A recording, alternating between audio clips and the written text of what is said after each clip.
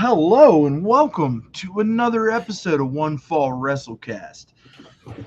This week, we got some answers to some questions that Tom and I had last week. Allegedly, is The Rock versus Roman Reigns going to be the main event of WrestleMania? We're gonna dive into that a little bit. Also, AEW not quite up to par these days. It just continues to feel more and more like Tony's pro wrestling wet dream. And believe it or not, Johnny Ace is a victim. We'll talk about it here in a minute.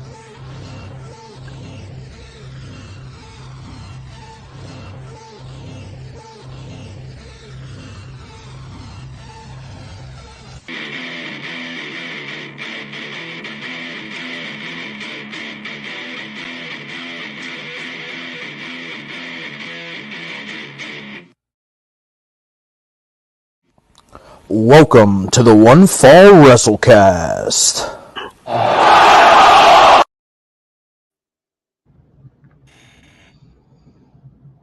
What's up, pal? We're still the ones? Is that how that goes? Yeah. Yeah, we're still the some ones stuff. and they the twos. We still the ones, they the twos. Oh, yeah. Nothing, Had an interesting week. Did a lot of plumbing this week. Oh yeah. Unfortunately for me. Yeah. You ever taken a whole ass toilet apart? Of course you have, probably. Yeah. Took a toilet apart, had to replace all the things. Basically have a new toilet though now. So that's exciting. Yeah. Because realistically, the toilet is just the shell, right? Yeah, it's all the mechanisms on the inside that you have to go to the hardware store and buy, Yeah. and then fit together in a certain way that makes the water not leak, but also makes the toilet accept the poop. My toilet accepts poop, though, and it doesn't leak. And it doesn't run. So now it's a good toilet. We better go catch it. I already did. It's also now bolted to the ground a little better because I also broke one of those bolts because they were corroded, not because I was dancing on the toilet. Well, I did stand on it. Anyway, not important. We shouldn't talk about that. I'm not as tall as you, Walt. I gotta stand up and get things sometimes. I mean, you act like I'm 7 foot fucking 12, pal. Like, you're what? You're at least 4 inches taller than me. I mean, I'm like 6'3" on a good day. Yeah, okay, so 5 inches taller than me. I mean, on a bad day, I'm 6'2.5". Depends on what shoes I'm wearing. Let's say I'm 5'10" in socks, so. Shit. Well, I had a good week, I guess. I don't know. I mean, my week was fine. I just had to rebuild a toilet. Hey, well, you know what? I'm sure that it wasn't anything that the old YouTube couldn't help you figure out. Yeah, absolutely. Yeah, YouTube was good.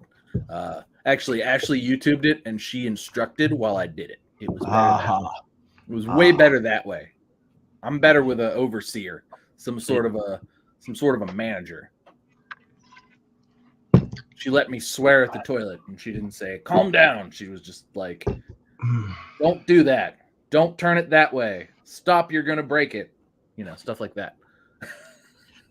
Yeah, I mean, that's worst case scenario. You tighten down one of those bolts too tight, man. Mm-hmm. Crack City, bitch. Yeah. No, that didn't happen. Everything is good, and we're a couple days in, and it's operating like it's brand new. But that's my boring story of the week. Can you tell that it wasn't that eventful of a weekend? That's my story for the weekend. That I rebuilt a toilet. I mean, that's fine. Yeah, it's a good. It's hey, look, could have been way worse, right? Yeah. Watched a lot of wrestling, which was good. I, Finally I watched. Go ahead. I did not. I Okay. watched some wrestling. Had a pretty busy week. The boy was sick all week long, and That stinks. yeah, had an interesting work week. So yeah, I have not had much wrestling time this week. I did watch SmackDown. I watched a little bit of Collision and a little bit of Dynamite, but that's really about it. So a lot of your some of your wrestling time was a pure waste, huh? Total waste. Yes. Total waste. I just don't.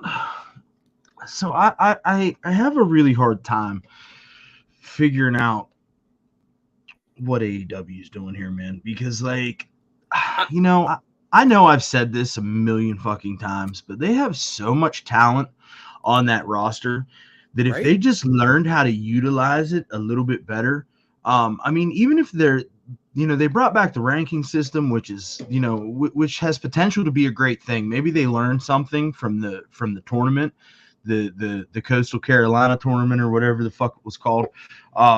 Maybe they learned Big time something from tournament that. because it's now a useless nothing. They just anyway. Go on. Yeah, but at least those matches were exciting and there was some sort of meaningfulness behind it, right? As to where now we're just getting Tony's professional wrestling wet dream just rolled out there every single episode of television.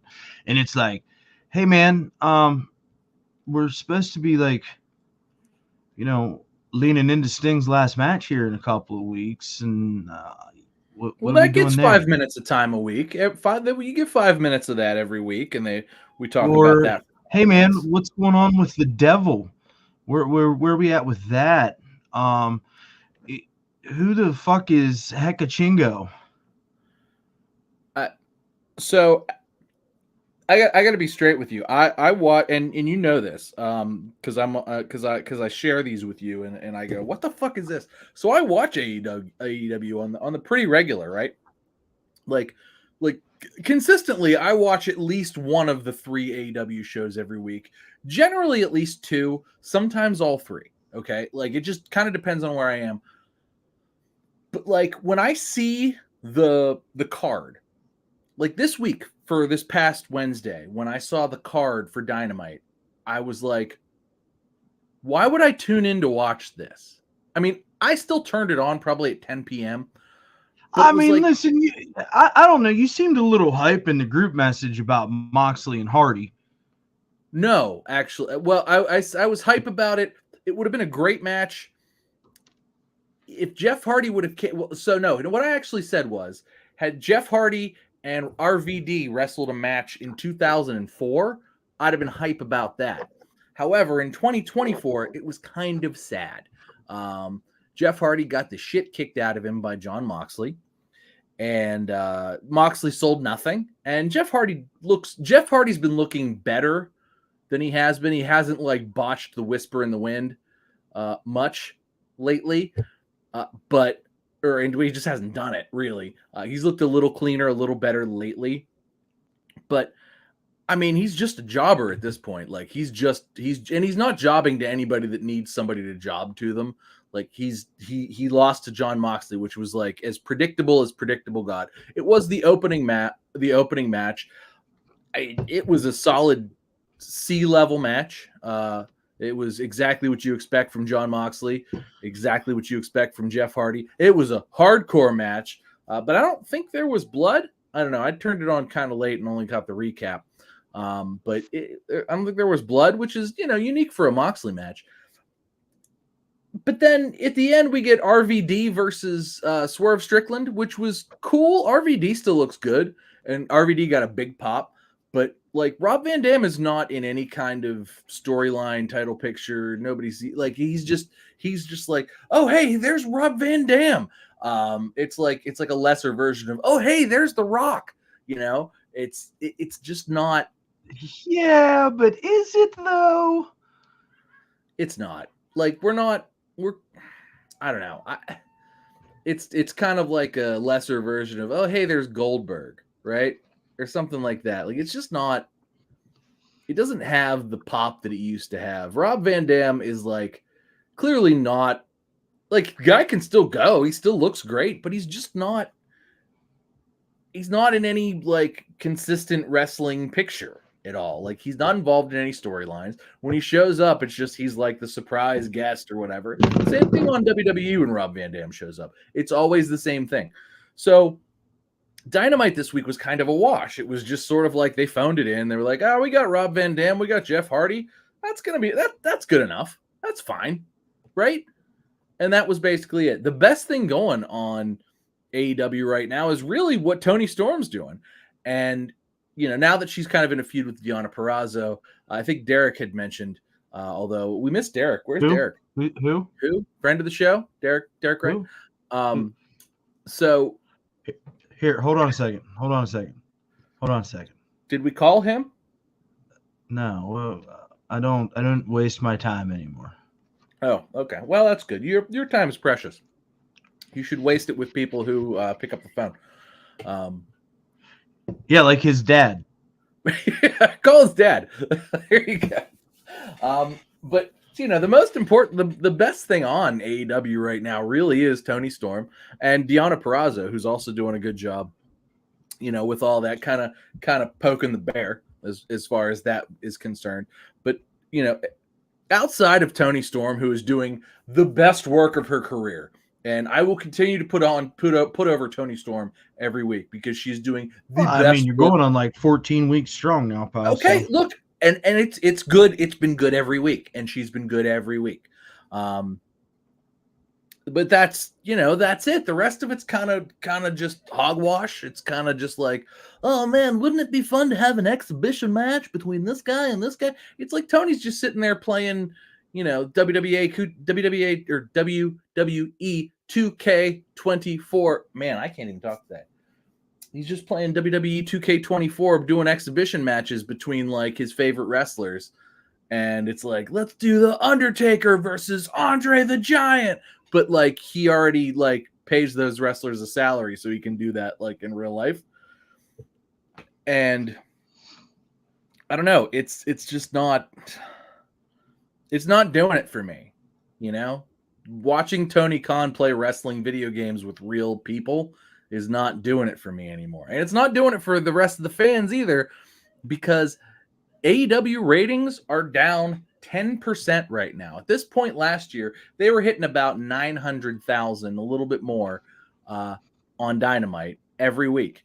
Now they're hitting about 800K. But by the end of the show, if you look quarter by quarter ratings, they're running from Big Bang Theory is usually close to 1 million people. They drop down to like 700,000 people, sometimes like 650,000 people at some points in that show. And that's their A show. That's where all their A guys are. There's just not much to watch on there. And it's just not interesting. I mean, Swerve and Hangman's kind of cool, but it's not as cool as it could. Like Swerve is cool, right? Swerve is sort of making chicken salad out of chicken shit right now. But like it's because he's building himself up to challenge Samoa Joe. Like I mean, yeah. Well, that's what I'm saying. Is like it's like we got Swerve and we got Toni Storm, and that's it. That's where we're winning right there. Like those are the people worth watching.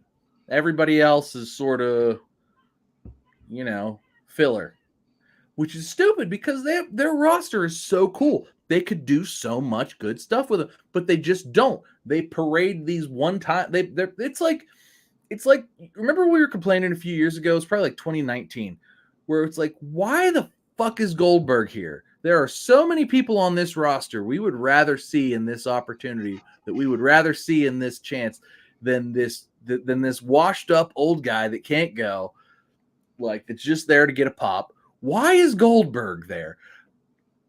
I'm starting to feel the same way about Edge, about Mr. Adam Copeland.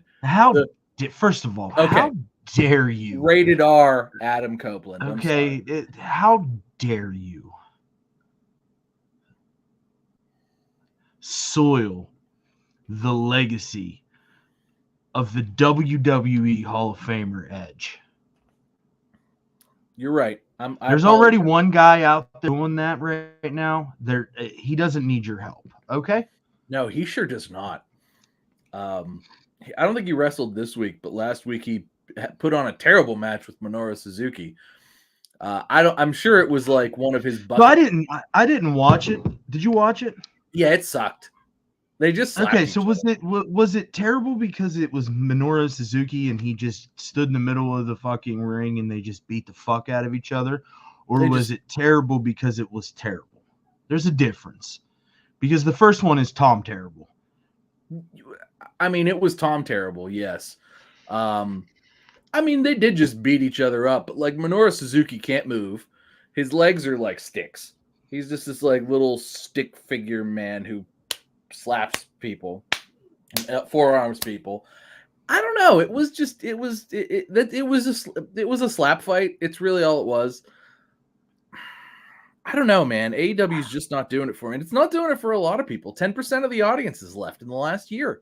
That's crazy. That's insane, especially with wrestling on the trajectory it's on. How do you lose 10% of your audience when wrestling's only getting more popular? Yeah. I mean, and I've got to feel like, with the things that are happening, especially in the realm of WWE. I mean, they've moved NXT. They're going to be moving NXT to the CW. Obviously, the Netflix deal, which we've not really dug into. I think every other podcaster in the space has talked about the Netflix deal. And it's massive for WWE, and it's massive for pro wrestling as a whole, right? And obviously TNA with the rebrand, and then getting to showcase their crown jewel, Jordan Grace at the Women's Royal Rumble. I've got to feel like if they can land a solid TV deal, that they're going to be on the upward tick too. But if you sit back and you look at the two products, and like, I don't watch a whole lot of TNA, right? Like, but when I do, there's just something about like me sitting there watching that cold that you can feel that there's been thought put into how things are done. And you can watch TNA cold. That's the other good thing too, is you can go into TNA cold. And you're caught up immediately. They'll catch you up on who's feuding with who, why they're feuding with each other. You get little packages that they're very good at. They're really good at filling their time, right, on TNA. It's not the most compelling wrestling because it's pre-taped and it's all kind of cut together, and you kind of like matches you kind of feel are cut together still. But it's just, they're trying to fill their slot as best as they can and put the best show on TV that they've got available to them. But you know what? It's really like, it's a lot better now than it was even a year ago. And I think that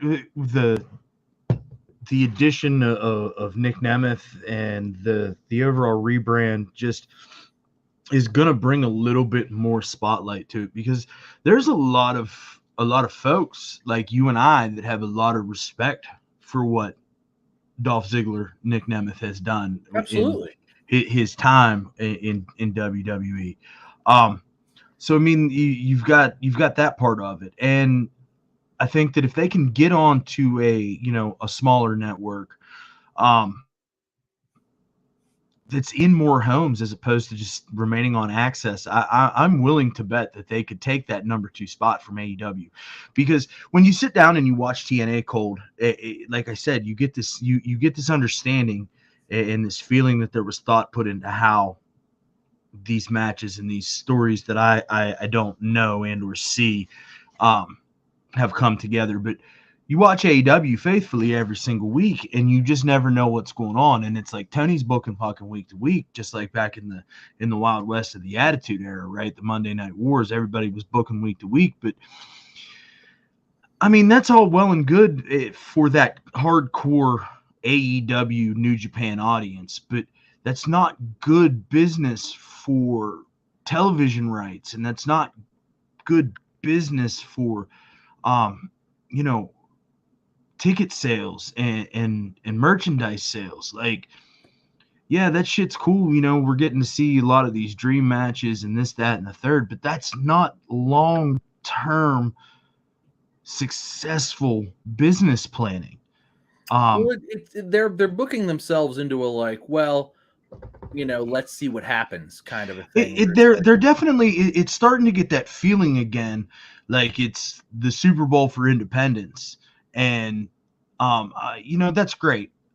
There's definitely a market for that, and like I enjoy going to some independent shows around here, um, you know, and a lot of those guys are super human beings, but and kudos to them to get that opportunity, those indie guys to get those opportunities, and those New Japan guys. But that's not a recipe for success, because there's a small amount of folks in the giant soup pot that are going to continue to tune in for that week after week after week. And now we've gone from filling 3 hours of television to filling 5 hours of television, and on a show that started very strong in the quote unquote sports entertainment way of things, to peter out and turn into the super indie, the uber indie, whatever the fuck it was that they were calling it back in the day, is a little disappointing, if I'm being honest. And Yeah. It used to be that Dynamite for the longest time, was my number one watch every week. I know that I've been over this 1,000 times. Mm-hmm. I tend to watch all of my wrestling generally Thursday night through Sunday night, on DVR. And a lot of times that Thursday night, the first thing I was clicking on was Dynamite, because it was exciting and it was new and they were trying to figure things out. And you know what was going to happen? Was it going to be?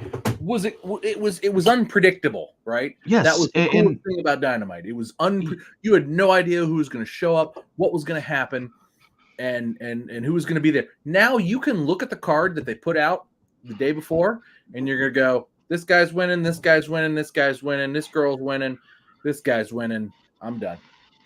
And another thing too that I think is really shooting them in the foot is this whole, every time something happens, Tony Khan fucking goes on a media rampage for a week talking about my big announcement.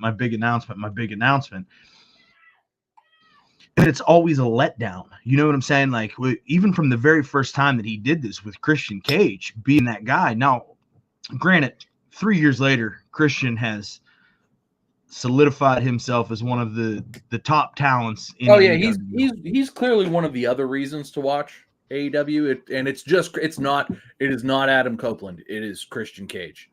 Like, you don't tune in because Adam Copeland's going to be on the show. Tune in because Christian Cage will be there. Yeah, absolutely. But so he's really gotta stop doing this shit, and he always goes on the radio, busted open, and does all these interviews where he's like, oh, I'm not an on-screen character. Well, motherfucker, you sure make a lot of big announcements that just really aren't that big. And a lot of folks seem to think that Wednesday is going to be the announcement of Mercedes Moné being signed to AEW, which, if that's what she wants to do, you know what I mean? I think that she probably dropped the ball, because there's a lot going on in the women's division in WWE right now. Man, would she be a great fit for what happened? Not to get ahead of ourselves, would she be a great fit for what happened on Friday with Bayley? Holy smokes. Yeah, SmackDown was phenomenal on Friday. Especially if Dakota's about ready to be able to go. Dakota's been out forever at this point, it feels like. But if Dakota's about ready to be able to go, and we could get like some little bit of 3-on-3 action between those two factions. No.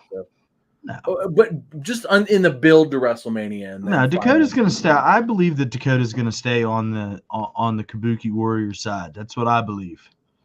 Maybe. Look, I don't know how that's going to go. Look, if there's no Mercedes, I agree. If there's no Sasha Banks, I agree. That's what happens. But we'll see. But at this point, they missed their opportunity to make that special. It was Royal Rumble or bust for Sasha Banks. And now, like, if you trot her out on a SmackDown, it's not going to mean anything. You know what I'm saying? And I just, it's not. It's just not. They Okay. missed the boat. They missed the boat. See, I think if she runs the save for Bailey, I think it garners a big pop. But I mean, I guess we'll see. We'll see what happens if she shows up in AEW on Wednesday. Then that's the ship has sailed.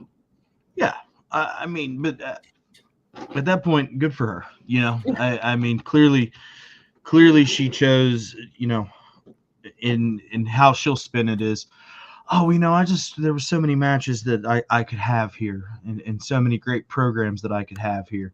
And she's going to be another one, just like everybody before her that said the same fucking thing, is going to get lost in Tony's wet dream. And that's going to be the end of it. That's going to be the end of her. That's going to be the end of her career. And I'm sure she'll make a great living touring high school gyms later on. You know, enough to keep food in that mouth, but you know, she's gonna have to learn how to relearn how to live her lifestyle. You know what I mean? And there's not gonna be any more Mercedes Benzes to get broken into when you leave shit on your front seat. Okay, while you're in the club at New York. All right, there's not gonna be any of that. And you're gonna look back and say, oh man, I really should have listened to Paul. But you didn't, and that's okay too. So yeah, I really, I could really, Breaking up a I'm little at the bit. point where we really give two about AEW. All right, so you don't give a shit about AEW. I agree. I'm starting to feel that way too, and I'm starting to kind of like not even want to tune in anymore. Like it just doesn't feel. It feels like a waste of my time, and I feel like I'm a busy enough guy that like I'm not so busy that I can't find time for things that I enjoy. But like maybe I'd just rather play video games than watch AEW. You know what I mean? Maybe I'd rather go on a date with my girlfriend than watch AEW. Maybe I'd rather come hang out with you than watch AEW. Maybe we'll go somewhere and maybe we'll have a date. Get some beers. Get some you know, shoot the shit that's not about wrestling or something. You know, I'm just saying, like maybe I don't have to stay in on a Wednesday, or you know, maybe I'll make sure that I'm out already on a Saturday or whatever. But yeah, I agree, and I think AEW is quickly becoming. I think we're rapidly approaching WCW 2000, and I feel like that's problematic for AEW. Because at some point they're going to find themselves with a boatload of talent, and a boatload of talent that I like. Like, let's not, you know, pull any punches here. I love Samoa Joe. I love Adam Cole. We might find ourselves where AEW just doesn't have a TV deal because their product sucks.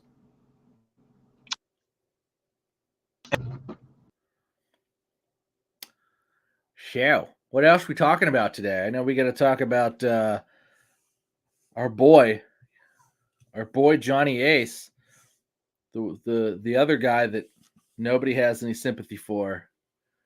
No sympathy for the devil. Who's got some sympathy for the devil? It ain't me. I'm sitting here all alone. Walter's fixing his internet. So I guess I'm going to cut Walt off while he's fixing himself here. And really, what's going on here with Johnny Ace? So let's talk about Johnny Ace. John Laurinaitis gave a... Oh, you're back. Okay, good. I was just about to talk about Johnny Ace without you. Yeah, well, I don't know what the fuck's going on with this internet, dude. Like, I'm sick and tired of being sick and tired here. Like, I need this fucking thing to function one day a week. Like, that's it. Yeah. One day a week. Is it Comcast? Is it Comcast? Yes. Yeah, they're the worst. That's why. It's only because it doesn't function. It's like, it's just the worst consistency. It's like, yeah, but it works great at 10 p.m. on a Tuesday. It's like, that's what? But you're getting the fastest speeds at 10 p.m. on a Tuesday. No, that's not what I need. Don't need the fat. I need it like now. Need it when I need it, not when you want to give it to me, you chooches. Anyway, Comcast sucks. But Anyway, let's talk about Johnny Ace. We talk about Johnny Ace next. Is that where we are? Man, I'm into it. Let's do it. So Johnny Ace this week came out and said, no, hey, these are lies. And I'm a victim too. Right? Did you not see that and snicker? I mean, I shared it with the group with us. Listen, as soon as I read that, okay, so I was in the middle of some tomfoolery at work when that news came out, and we started having that conversation. What a fucking joke, bro. God, Johnny Ace is a scumbag, and this has been a well-known fact for 20 plus years, right? Since he was with. Hey, Tom, how dare you? How dare you talk about me like that, Tom? He was with WCW till 2001, and he was a fucking scumbag in WCW too. I'm a stand-up guy. He's a guy that used to pick WWE divas out of underwear catalogs and be like, "We should interview her." Hey, what's wrong with that? There's some beautiful women in underwear catalogs. What? But in the grand scheme of things, talking about the within the context of what we're already talking about. Oh, Johnny Ace is a victim too. A victim since 2001. Now, Johnny Ace has been a wrestling executive since some point in the 90s.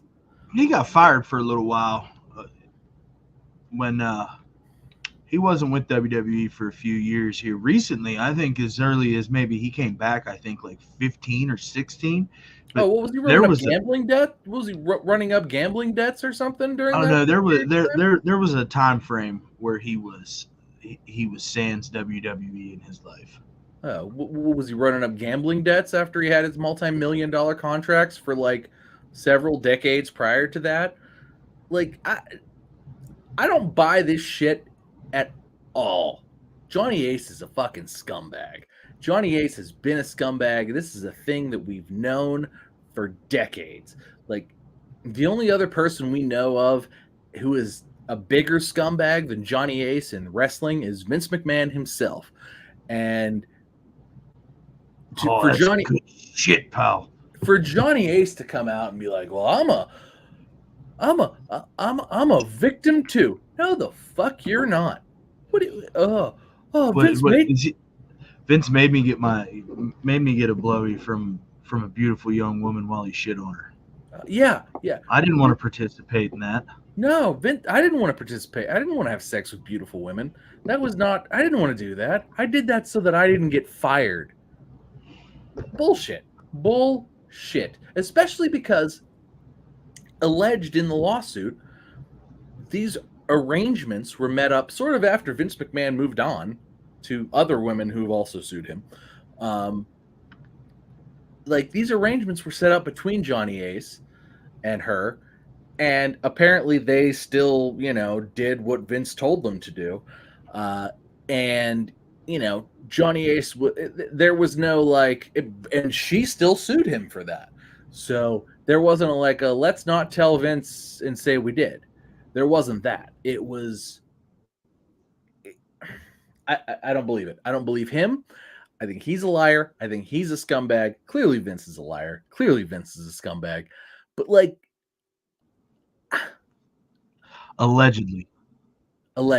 But here's the thing about that too, that I think that we need to talk about, is the fact that Janelle Grant's attorney has come out and publicly said that there's more folks that are willing to come forward on this, and that makes me read between the lines, saying that this could end up being a criminal type case at some point. I mean, if it gets there, I mean, there's statutes of limitations that sort of kind of build up to this as well. So we can't really say one way or the other whether or not it's going to happen. This isn't even the worst alleged thing that happened either. Like, there's rapes that were settled. So the referee. I can't remember her name, but no, we talked about it maybe a year or so ago when that was news. We definitely dove into that. But that stuff's more this is sort of consensual but then like he didn't pay me the hush money kind of thing to not air the dirty laundry. Whereas like there's legitimate crime like assault and rape.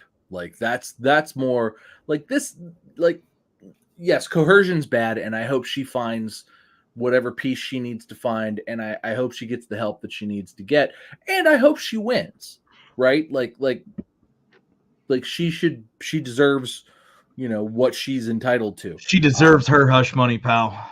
Absolutely, sure, but and I hope she finds whatever help she needs and whatever peace she needs, and I think that's important. But at the same time, there are more egregious crimes that have also been alleged to, and those now seem more and more and more true, right? Because this is clearly a thing. Like everything that shook down with this seems like it pretty much happened. There's text messages that sort of back it up, right? Yeah, And I don't know that we talked about all that last week. You know what I'm absolutely, saying? absolutely. So like, but the fact that Johnny Ace is gonna come out here and he's gonna scream foul that he's a victim in this, it's just absurd to even like try to wrap your head around that thought process.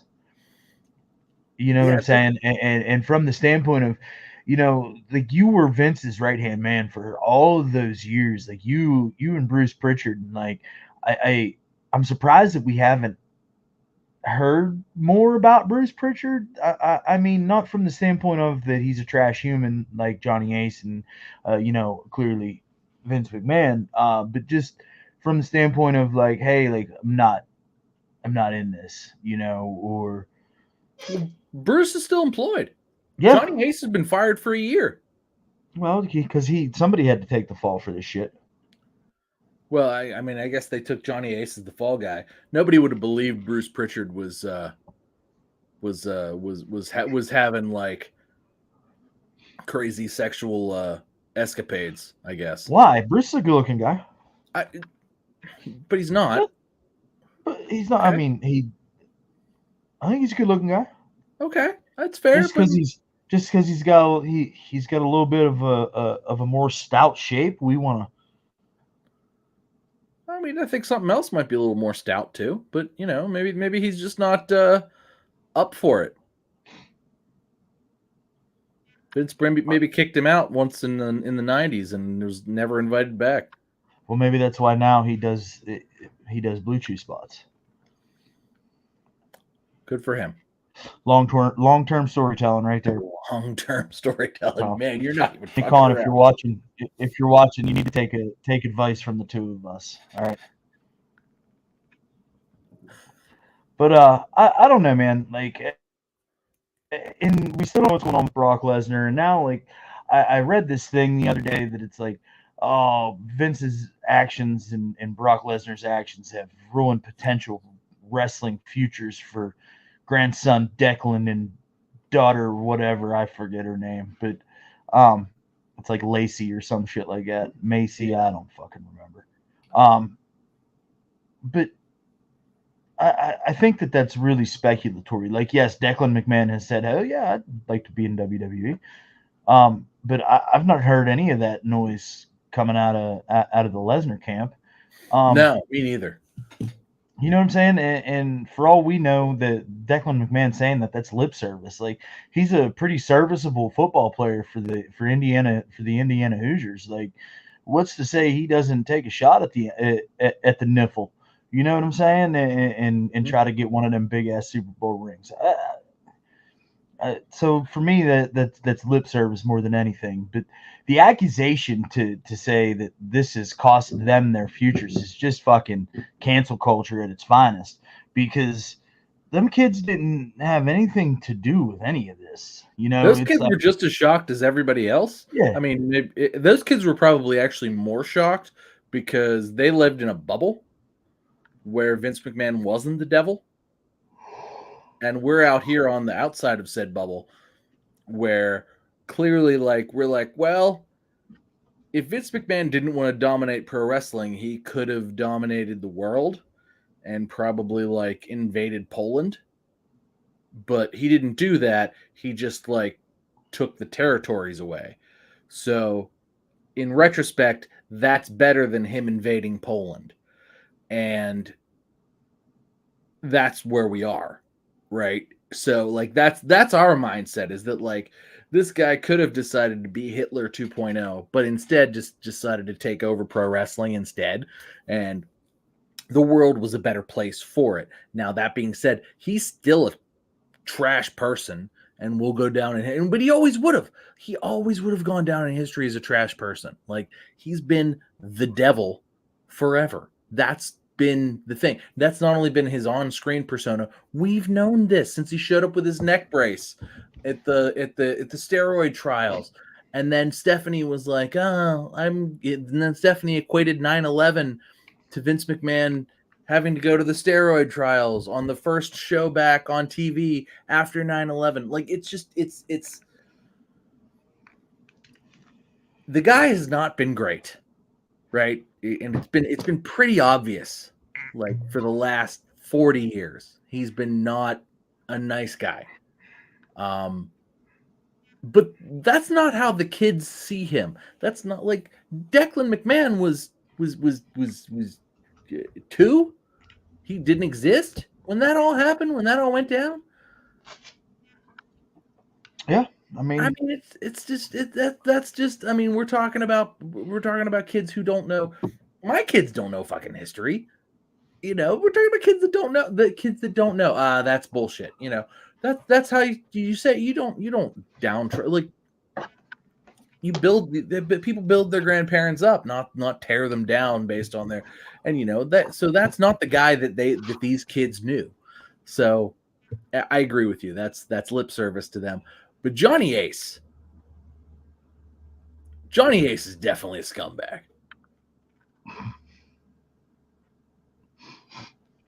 And to tie this around to Johnny Ace, the only show on TV that's worse than well, no, that's not true. The worst show on TV right now is Barmageddon, and Johnny Ace's stepdaughter is on that show.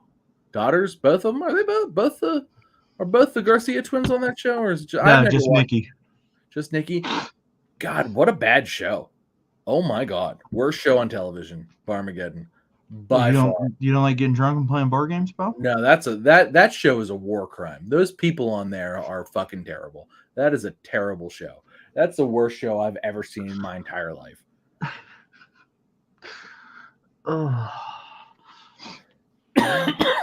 Is that like I really believe that Barmageddon has become the new Joey Janela. It's terrible. Joey Janela is a better wrestler than Barmageddon is a show. I'll tell you that. Are you just waiting for Barmageddon to set its foot on fire? Barmageddon already sets stuff on fire. That happens. Or break down on the side of the road and be saved by a cigarette smoking angel. I'm not sure that hasn't already happened. But yeah, no. Barmageddon is the new Joey Janela of this show. And Barmageddon's worse than Joey Janela. I prefer Joey Janela to Barmageddon. You heard it here. You heard it here first, folks. I prefer Joey Janela to Barmageddon. I really do. Tom thinks that Barmageddon is the worst television show that is available for consumption right now. It absolutely is. Absolutely is the worst television show available for consumption right now. There is no way to convince me. I mean, at least in America, there's probably European shows. There's probably British shows that are worse. And Simon Cowell is probably the executive producer of them. But I would bet you that Simon Cowell has something to do with Barmageddon, because it's also terrible. Simon Cowell is terrible. Can we put him in that spot as well? And who's the fucking country chooch that looks like everybody else's divorced dad that doesn't Blake Shelton. love his kids? Blake Shelton, that's him. The divorced dad that doesn't love his kids.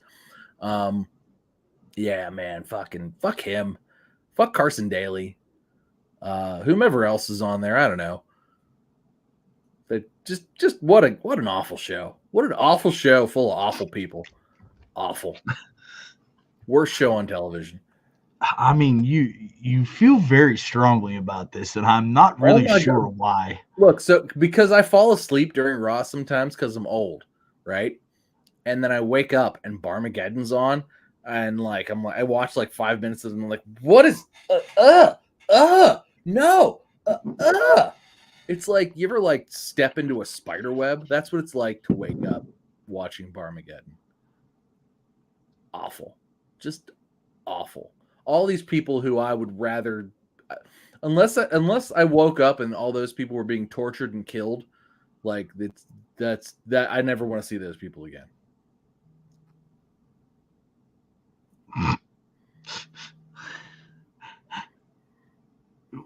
You know, I mean, I respect your opinion.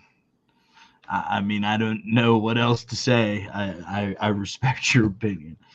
Um, but we're talking an awful lot about bad TV when we should really be talking about good TV. Let's talk about what a phenomenal 2 hours of SmackDown was on Friday night. Um, what a great show from Birmingham, Alabama. Coming right off the Royal Rumble, just like it should have been. We got made fools of. I mean, kind of, sort of, a little bit. Maybe we were both right. Maybe we were both wrong. It's really weird how everything kind of lined up from the conversation that we had last week about The Rock showing up in Birmingham, Alabama. But I mean, from start to finish, the show was great. I enjoyed the tag team match. I know I'm not usually into that kind of shit because it's like, I mean, there's a lot going on, but I thought they did a pretty good job with that. Good to see Legato as whole as Legato is now. Although Humberto got his name shortened even more, he's now just Berto, which seems weird. Like that I seems didn't more like a catch that. Muppet. That I seems didn't more like catch a that. Muppet than a wrestler. unless they really just italicized, we'll say, the Spanish Umberto. You know what I mean? Like maybe That's how he came up on the screen. He was Berto, an angel. They wanted to cut him down. They only get one syllable now. He's Berto, an angel. They get one syllable. that's two. Those are both 2-syllable words, pal. Okay, so he gets 2 syllables. Humberto is 3 though. So Look at us. Like, look at us. We're clapping it out like I mean, I'm gonna tell you what. Miss hey, we Shoeball weren't would be English proud. majors, all right? We didn't do this. Miss Shoeball would be proud. My English teachers wouldn't be. They'd be like, I don't know him. I don't know that fucking No, guy. that was my first grade teacher that taught us that trick. My first grade teacher taught My me first trick. grade teacher passed away, unfortunately. But no, she would not be proud. I mean, she was fucking like 400 whenever I was fucking 5 years old, whatever, Yeah. 6 years old. So, Yeah, no, that makes sense. But I mean, and she was mean too. She used to hit kids in the hand with rulers. oh, you one of those? Oh yeah, yeah, Wow, she was the last one then. yeah. Carol backed her into a corner once at an open house. Of course she hit you. That makes sense. Yeah, oh, of course she did. I mean, Of course she hit you. come on, pal. Walter! I'll never forget the first time I watched her do that to somebody. I was like, oh, this bitch got a ruler. What the fuck is this? This is nonsense. What's going on here? Bitch ain't gonna hit me with that fucking ruler. I'll tell you right now. I'll take that, shove it right up her Rudy Poo candy ass. Sure as shit. 2 seconds later, whap. I was like, what the fuck just happened? That's stunning. That's the most when you're a kid and somebody else hits you, that's the most stunning thing ever. Luckily for me, the first person that ever hit me was another kid, and that's probably, but like and it was never Walt. Let's be fair. Like Walt and I have known each other since we were 6-ish. Walt and I have never hit each other. We've always been friends. Every time we've seen each other, the only contact we've ever given each other was hugs.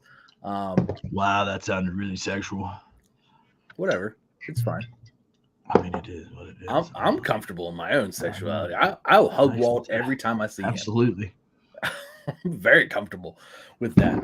But the first person that ever hit me was another kid.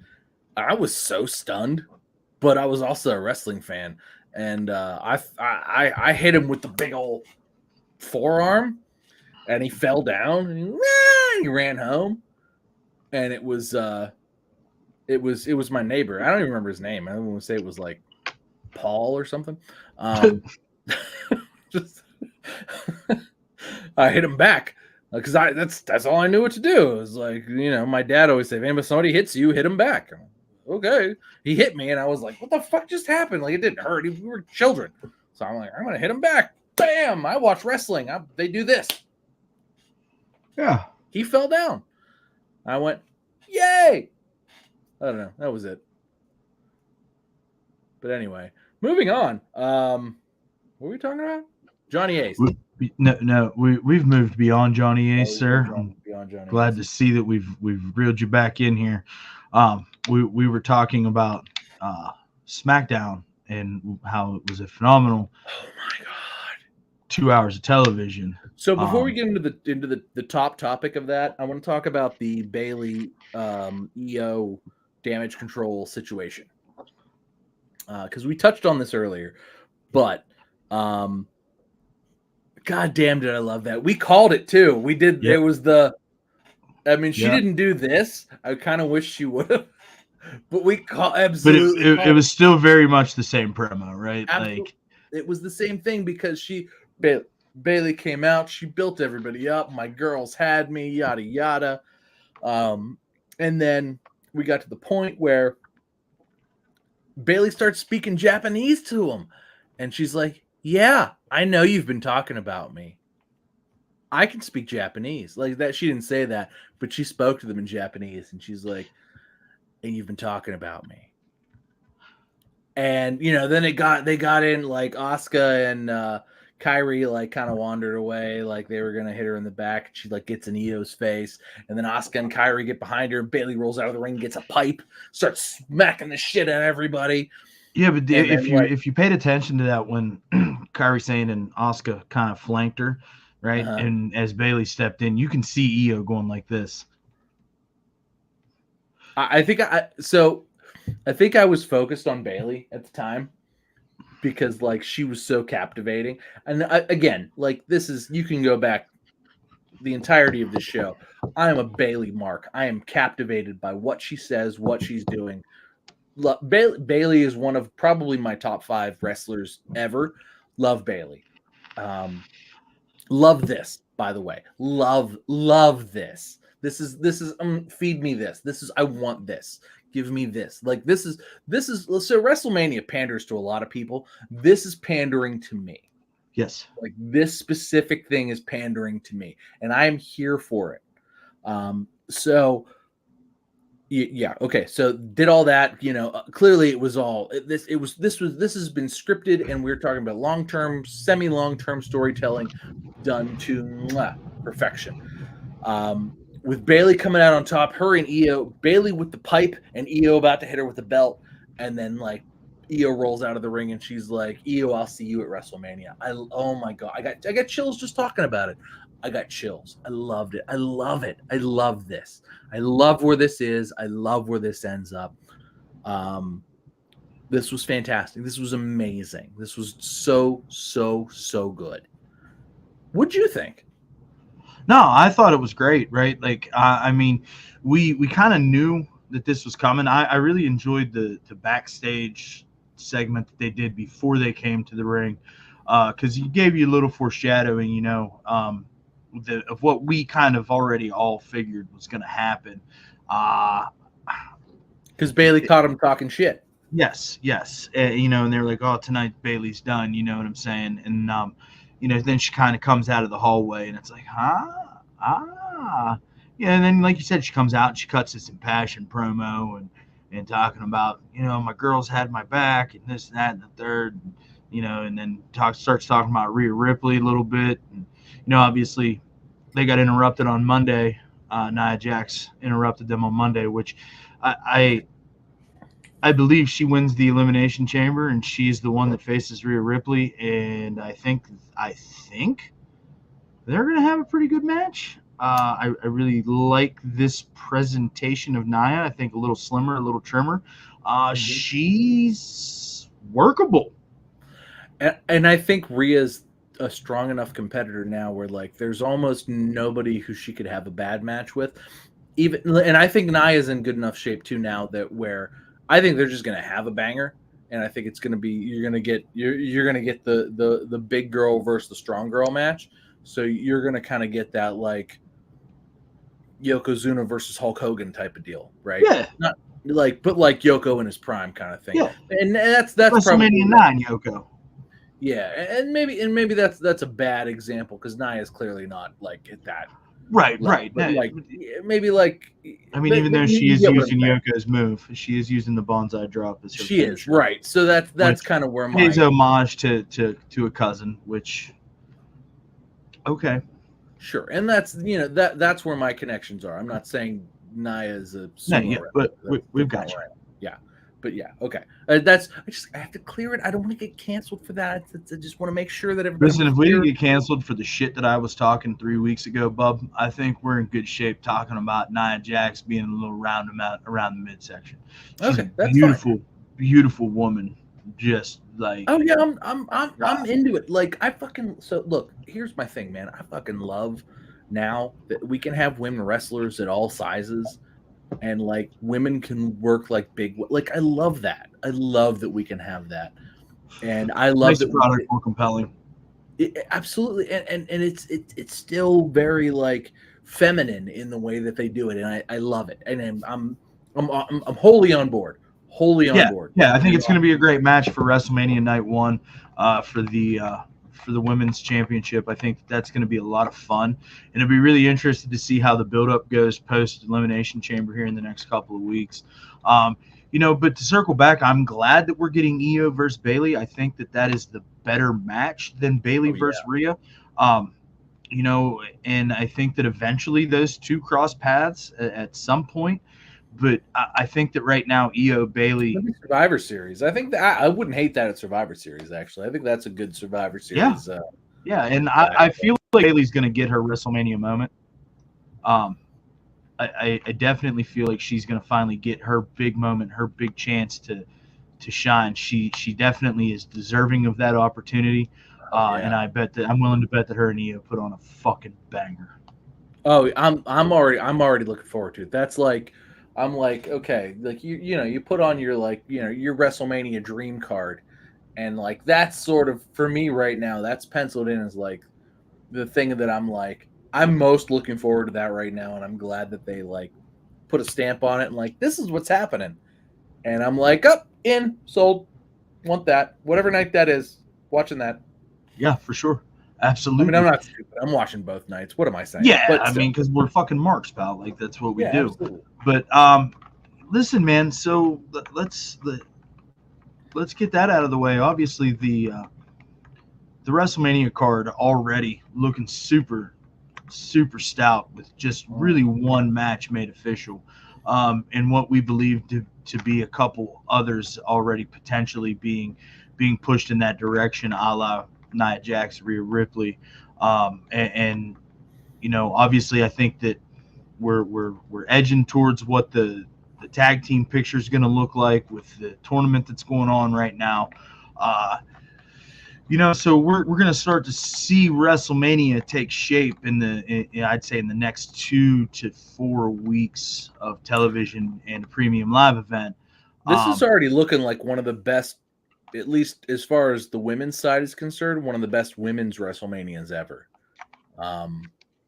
Just as far as like caliber of matches that have the right a WrestleMania level build.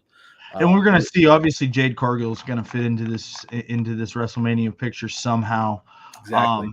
Probably with Bianca Belair because that just seems to be the money match, and for WrestleMania that's just going to be Like that's just going to be some icing on the cake, really. Girl, I don't know why I'm putting my fucking glasses on. I'm like a fucking Because you cheat. need to see. I I was on don't. mine on, so I could see. I just have astigmatism. I can see what I'm doing right here. So, we talked a lot last week about, how The Rock was going to fit into the picture, referring to CM Punk's torn triceps muscle. And I think that maybe we're partly kind of the way there. And obviously, Cody Rhodes comes out to confront Roman Reigns, just like I said he would. Sure did. And There's a little promo package on right now about it. cuts an impassioned Cody Rhodes-esque promo using a bunch of big words and callbacks and things of that nature, and says that he's taking on some special counsel of his own. And then The Rock's music hits, and here comes Dwayne Johnson, and they have a moment in the ring. And it's funny because the internet leaves no stone unturned.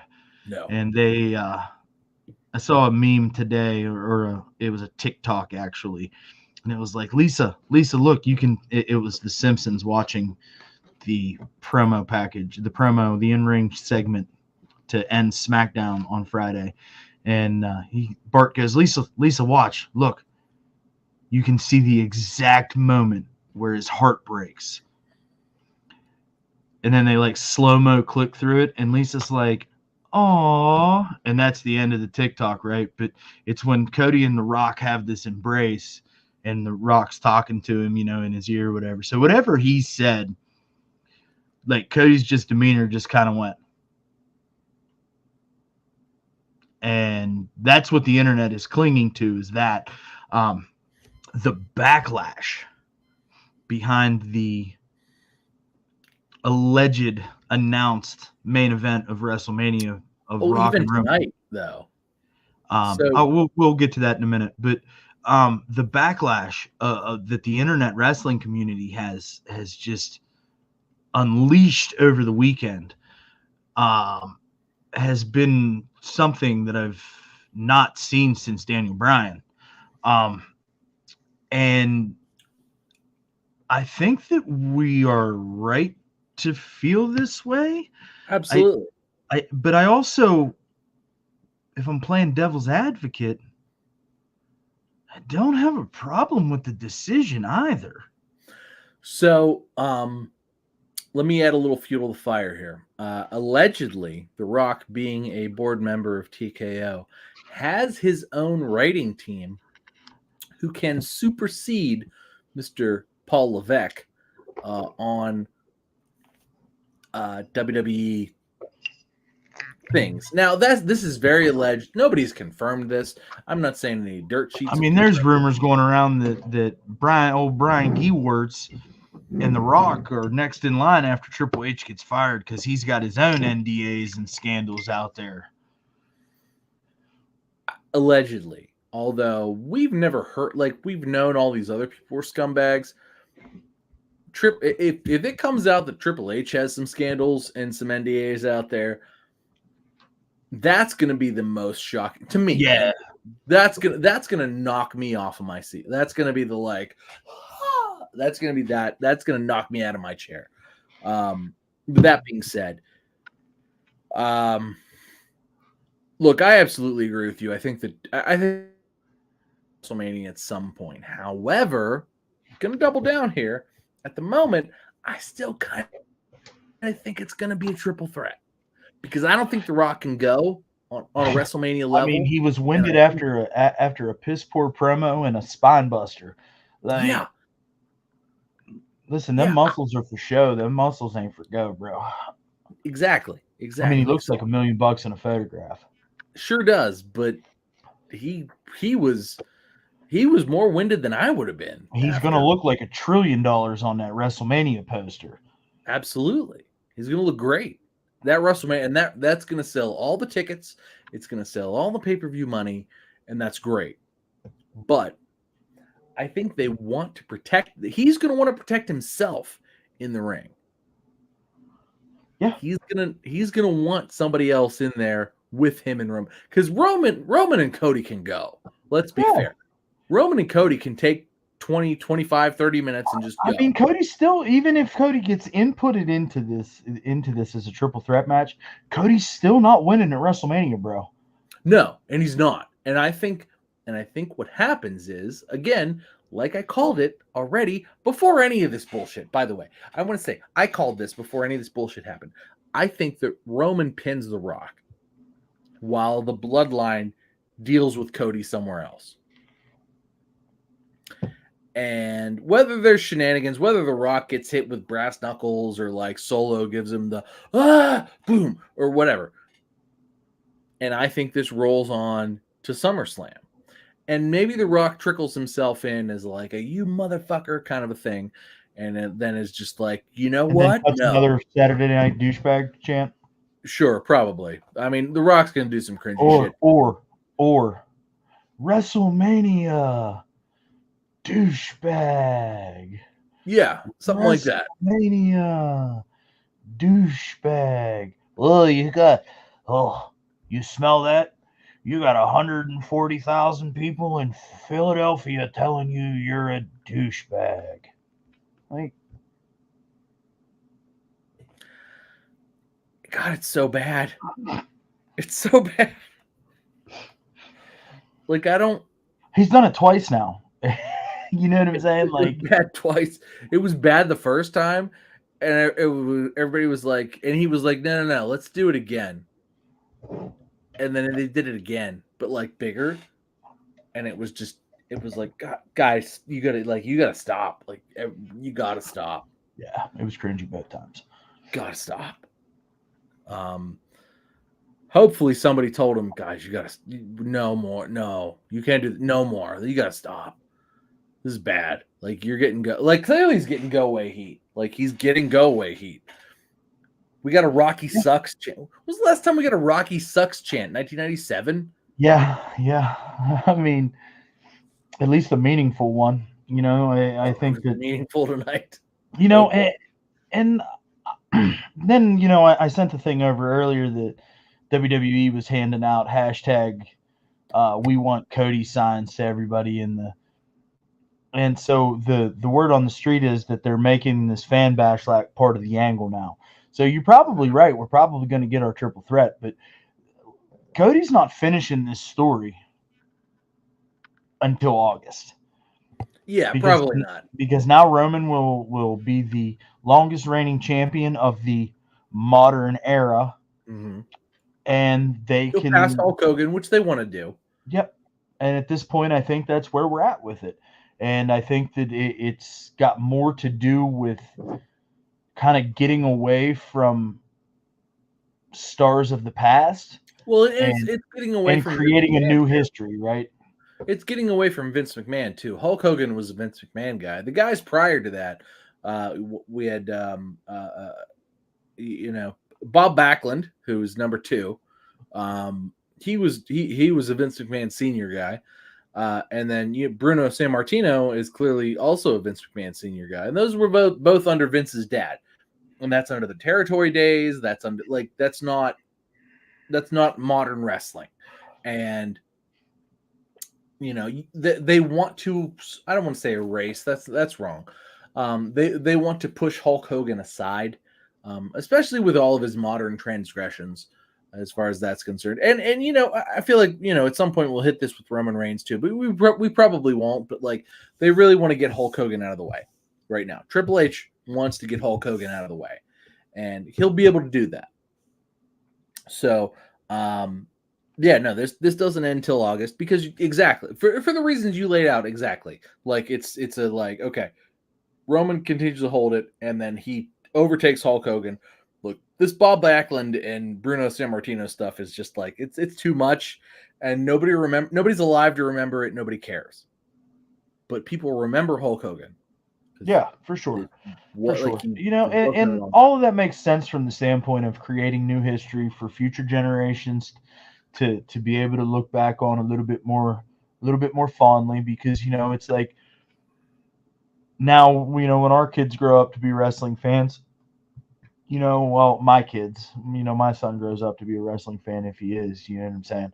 Um, be like, hey man, I used to get to watch this guy in his prime, you know what I'm saying? Like, Mhm. kind of like our parents did before us with Hulk Hogan, Yeah, and their parents did before them with Bob Backlund and Bruno. yeah, I mean, I get the logic behind it, and it doesn't. We're in uncharted territory because we've not been in this type of situation in a very, very long time since the '80s, yeah. where we've had a champion with such a long reign and stranglehold on the title, and now, A long dominant reign too. yeah, yes, absolutely, absolutely. So I don't think that the Cody sympathists, not that I don't feel for the guy that he's not going to get a chance to have complete the story at WrestleMania like I think that he really wanted to. Um, but where's SummerSlam at this year? Do you know? Is it at Barclays like it's been generally? I don't know, honestly. I really don't. But I mean, to me that makes sense. So, a buddy of mine said to me a couple of years ago, "Now WrestleMania is for the marks, but SummerSlam is for the fans." No, it's in Cleveland. It's in, Cleveland is in. It's not been announced yet, but Cleveland is likely the host of the show, and it'll be at the Mistake by the Lake, yeah. or Progressive Field, whatever the fuck it's called now, because they like to do baseball stadiums for SummerSlam and Royal Rumble all of a sudden. Because they could fill them up. You put 26,000 people in a Yeah, but baseball stadium. that also is what allows us these comically long It's so ridiculous. entranceways. Why is he still running? Like, this is a long run. Like 2 years ago when Damage Control debuted and was a thing, Bailey came back, and then Dakota and Io were there, and it was like Bailey's music hit, and they didn't even show her in fucking like 5 minutes. You Because know she what I'm was saying? walking like, And then she was like, "I got brought back up," and and the we were like, fucking all right, I guess let's go. Are they still in the back? Like, you didn't hide him in the crowd. You probably should have hid him in the crowd. I Um, remember us talking about that. They kind of killed the vibe a little bit. But definitely regardless, did, like I I think that because they walked from home plate to the outfield. yeah, I mean I think that Cody deserves the chance to win the big one at WrestleMania. But much like Drew McIntyre, and I think Drew's got a legitimate gripe right now too. But I think that they're also using his real life frustrations as an angle as well. Um, I do. I'm very much starting to believe that the fact that we don't have a contract signed is because there is legitimate frustration with the way things are going. Because when Drew was the champion, he was a Vince McMahon guy, and maybe Triple H doesn't see him the way that Vince saw him, because Vince turned him into this PR machine baby face straight from the comic book with the sword and the fire, and the entrance was dope until we started bringing the sword to the ring instead of stabbing it into the Cutting the stage and ropes. creating the fire. And you Go ahead, know cut the ropes. the sword became a gimmick instead of a prop, and that's all got Vince McMahon written all over it, and we've talked about that at nauseum throughout that. um, and I think Triple H wants Drew McIntyre to be more of the Scottish psychopath that he had in NXT, Yeah. and we just can't get that from him. It's just that it doesn't have that same feel, and I genuinely, just in the news that I read and what I see on my screen, I feel like he's genuinely frustrated with the way things are going. Well, so I don't know. I feel like Drew's good, getting a lot of good heel work right now, and it's not necessarily Scottish psychopath level, like on the NXT Black and Gold, and I don't think you can do that on the main roster really. But I think that I think that Drew is closer to the best version of Drew that we're gonna get right now, and truthfully, I think that here's me fantasy booking right now, and if this comes true, you can clip this. If this comes true a couple months from now, I think we get Drew versus Seth, and then I think we get a triple threat against Roman. We get Cody, The Rock, and Roman in a triple threat. And I think those are your WrestleMania main events on Saturday and Sunday. And I think that will be enough to placate the fans. Cody clearly doesn't finish the story, but Roman pins The Rock. And I'm not really sure what happens between Drew and Seth. If Seth needs the time off because his knee, I think Drew gets the chance, to just be the champ. And then CM Punk greets him upon his return from tricep surgery. Exactly. And I mean, that makes sense. I think that makes sense, and I think that's money. But they're not going to pull that trigger if they don't fucking get the ink dry on the piece of paper before WrestleMania. Well, I mean, I think we'll see what happens. Card subject to change, obviously. But that's where my mind is right now. And there's been nothing that has discouraged me from that mindset yet. What if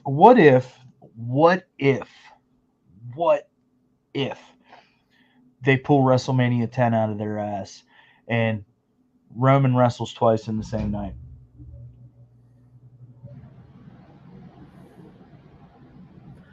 I mean, and Cody wins in like the opening match, and then Roman and Rock main events night 2. That would be awesome, but I don't think we're going to see that. No, I don't either. No, like not at all. I'm dead set on SummerSlam as the day that Cody finishes the story, just simply because of the greatest champion in modern day wrestling moniker that they will be able to use moving forward. And I think that now means more to them as a business than appeasing the fans on their on the anticipated way of WrestleMania. I believe CM Punk either wins the Rumble or wins Elimination Chamber and challenges Seth Rollins. And I believe that Cody, because a lot of people think that CM Punk was supposed to win the Rumble, and that when he told them he was hurt, they changed the ending. I don't think they would have done that without knowing the severity of the injury. I believe that Cody was supposed to win the Royal Rumble because he went on and did exactly what I believe that he was supposed to do, because we've never had both champions sitting in a private box watching the Royal Rumble like we did on Saturday. And for him to climb, do the point, and then immediately turn around and call out Roman Reigns tells me that Cody was supposed to win. Cody was supposed to challenge Roman. Cody was supposed to finish the story. And now everything got flipped upside down because CM Punk got hurt. And we don't know what Rollins' status is. They're keeping it close to the vest. They're saying, hey, we're going to continue pushing forward, but what if?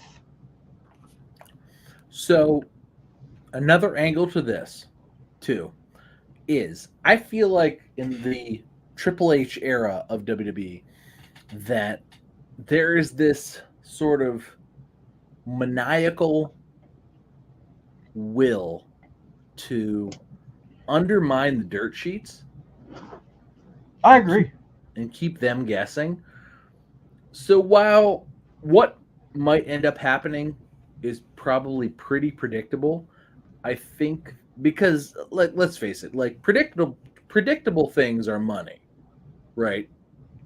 Like that's why everybody's like, oh, this was predictable, therefore the NFL is rigged, right? Predictable things are money. So I think this is just a sort of sprinkle in a semblance of doubt. What's going to happen? Oh, well, the dirt sheet said this. Yeah, but we lie to them. We love to lie to them. In fact, we only tell them lies. We tell them absurd lies. And then they have to fish through the lies. And one of those lies are truths. And I think that's really where we are right now with this. I don't know what's going to happen. Shit, maybe Braun Breaker is going to fight Roman Reigns. I mean, I think that, when we got through, I think, the first year and a half of this thing, I know I had said that they needed to use this as a vehicle to get that next guy over. And I know we talked about Braun Breaker. I know we talked about a Gunther. The Rock doesn't need to win this, but there's also this rumor going around that he's going to use his backstage political influence to win the championship at WrestleMania. That's just not in the realm of possibility. No, I don't think that happens. That'd be nonsense. Be absolute nonsense. And if that happens, I don't know how I'm going to feel. I'd rather the predictable thing happen. And at this point, The Rock is a heel in the eyes of the fans. So what are they going to do with that information? Are they going to lean into it? Mm-hmm. Or are they going to continue to make The Rock come out and try to live off of his nostalgia pop and make the crowd do what he wants? I don't think that they can do that anymore. I would love to see the Rock lean into it. Look, I don't know that Dwayne Johnson is this guy anymore. You know what I mean? Like, he's got written into his own like movie contracts, he can't lose a fight. I don't know. I just feel like if he concedes, like, to be like, okay, no, I'm a heel now. Rocky sucks. You're gonna tell me Rocky sucks? The Rock's a lot of things, but sucks ain't one of them. Yeah. I don't know, man. I don't know. We'll see what happens. I would love if he leaned into it. My favorite version of The Rock is heel corporate Rock. That's probably not a shock because, like, I'm a Triple H guy. Loved heel Triple H. I'm a big fan of most heels. Remember when a vampire and two Canadians used to come out of fire and they were bad guys? Loved that. I don't know, man. Hey, man, my favorite wrestler growing up was Mr. Perfect. Like, the best heel ever. Loved heel Macho Man, by the way. Babyface Macho Man, too icky for me as a kid. Miss Elizabeth, I love you. Like, that was girls were icky at that point, right? But like, fucking bad guy Macho Man, hell yeah. I don't know. Cream of the crop, yeah. It's going to be really interesting to see how all this plays out. Because here's the thing, right? Right now, everybody's like, "Oh, this is a Vince McMahon move. This is a type of move Vince McMahon would have made. This is ruining the integrity of the story. This is money motivated. This is all the bullshit that's out there right now." And I mean, maybe some of these are valid points. Sure, but I think sometimes as fans that invest their time and energy into following this, that we forget that it's a business. Mm-hmm. And at the end of the day, their bottom line is what means the most to them. And while we do contribute to that as disgruntled fans, don't act like for 1 millisecond that everybody that's bitching about this isn't going to continue to watch. Mm-hmm. Isn't going to continue to spend their money, mm-hmm. isn't going to continue to be a part of the discussion on the internet, and is going to sit down and watch 2 nights of WrestleMania. Oh, yeah. Whether Cody finishes the story or not. Oh no, yeah. You're still going to watch. Because what's going to happen is, like I said, we're going to end up with a triple threat. And all the Rock marks, all the people who haven't watched wrestling in 20 years are going to show up and be like, fuck, The Rock's wrestling Roman Reigns, the only other wrestling name I know? Ha, let me tune into that. Bye, Peacock. Also, even if you And that's what this is about, right? Getting that weekend subscriber. Yeah. And, but all of the rest of us are like, oh shit, Cody managed to make it in anyway, despite all of the overbearing corporate bullshit. So here we are. Here's us. Here's us smart marks over here, and there's the money marks over there. Because I haven't watched wrestling in 30 years, but there's The Rock. I'm gonna get my free trial to Peacock for that. And a bunch of people after that 7-day free trial to Peacock are gonna forget and pay $6, and they're gonna go, damn it. Guess I'll watch The Office this month. But Yep. you know what? That's gonna be like 1 million people. Weekend subscriber, sir. 6 million extra dollars. Hey, here's $6 million. Okay. Would they pay The Rock $3 million, maybe? Like $500,000. Like $3 million clean. Just because they were like, go ahead. You're not gonna just take $3 million extra dollars plus all of our other dollars that we've been paying year after year. I'm willing to bet that the price of admission for the Upper Bowl in one night of WrestleMania pays for that night's production costs. Absolutely. Just the Upper Bowl. Absolutely. Like the nosebleeds. Like the common folk. Absolutely. The people that paid $900 a seat. Because that's what those are. That have been saving for fucking their entire life. In for this Philadelphia. Time. This isn't like it's in Los Angeles. It's in Philadelphia. The amount of money that is in WrestleMania is absurd. And like you said, you attach The Rock's face to that, all of the lapsed fans are going to come a scratching and a clawing. I'll watch that. Click. Oh, free trial? I'll cancel before the fucking... Fuck, I forgot. It happens to us all. I've done it. Multiple times. Me too. Man. I've probably lost it's going to be really interesting. It's going to be really interesting to see how everything shakes out, pal. It really is. And you know what? A lot of those people are going to watch and be like, this is great.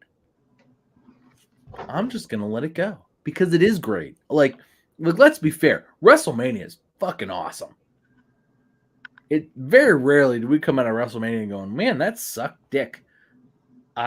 Even the years where WWE was the worst, I've come out of WrestleMania going, that was fucking great. Yeah. I think we only got one thing left to talk about, buddy. Yeah. Well, is that one where I click the button? I think you need to hit the button. Okay.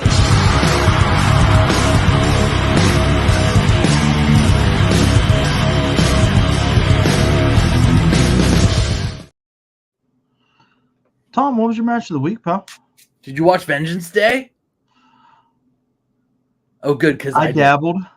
Okay, so my match of the week was the opening match of the night. Oh.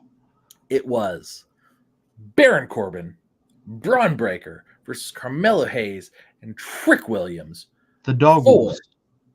I fucking loved it. God, this was what a good match. Oh my God. Everybody just was on their best behavior. Everybody looked great. Everybody looked like $1 million. Look, Carmelo is amazing. Trick Williams has come into his own. He's a little gangly still. I feel like his legs are always kind of doing something that he doesn't know what's going on. But he's become he's probably the most improved star of the last year. Trick Williams. He is fucking phenomenal. Now, he was shit last year. He's great now. Good for him. And he's big. What a tall dude. He needs baggy Hardy Boys pants because his legs are kind of weird and gangly, but he'd be good. He's good. Braun Breaker is fantastic. He continues to impress. Every time he gets in there, God, the guy is so fast. He almost broke his neck though. He was a little too low and did that rope bump, and his head went on the top rope. Almost took it fucking off. That would be crazy. I mean, he did a good job no selling that. That's for certain. That should have pulled his head fucking smooth off his shoulders. It would have pulled my head off. That's for sure. Man was moving at 30 miles an hour. But I mean, he's not dead, so that's good. But between him and Corbin, consistently incredible. Just Yeah, like we've been saying it for years, bro. incredible. This NXT run is just like, oh, we thought Corbin was great, and now he's better. Great, so good. But great, best match. It's drilled in my head now. Favorite match of the week. Loved it. Loved every second of it. It really kicked off the show. The rest of the show was great. Was good. Very good NXT show. If you have not watched Vengeance Day yet, go watch it on Peacock. It's just you could just hit the button and be like, I'm just going to watch this now and sit here for 2.5 hours. Great show. Loved it. I really did. I thought they did a great job. But the match they kicked off with, I really feel like set the tone. They maintained that pace throughout the night, but I feel like that really kind of encapsulated it, and then they kind of bookmarked it at the end there with the Carmelo Hayes. Spoiler alert, Carmelo Hayes heel turn on Trick Williams. Everybody kind of saw it coming, but it was still great. So all of it, the whole from the beginning to the end, and then we put a bow on it, and it was delightful. Great job, NXT. Love you, NXT. Keep doing what you're doing. I'll keep turning you on Tuesday. It's becoming the must-see TV. It's becoming the like, now watch this instead of Dynamite or anything else, AEW, because this is where wrestling's going to be. That's where wrestling was before. My match of the week also came from NXT Vengeance Day, and it was the main event between Trick Williams and Ilya Dragunov.